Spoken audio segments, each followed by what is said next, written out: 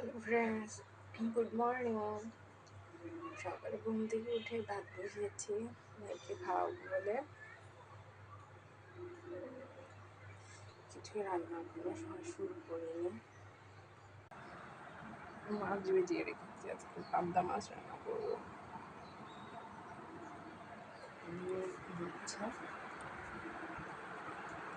আচ্ছা, আমি একটু ঘুমাবো।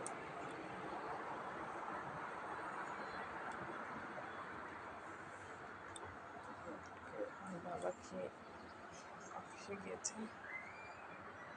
মেয়ে পেঁপে সিদ্ধ, টয়লেট অনেক কড়া, এই কারণে প্রতিদিনই পেঁপে সিদ্ধ খাওয়াতে হয়। জল নিয়ে যাচ্ছি, গাছে দিব। একটা গাছ আছে,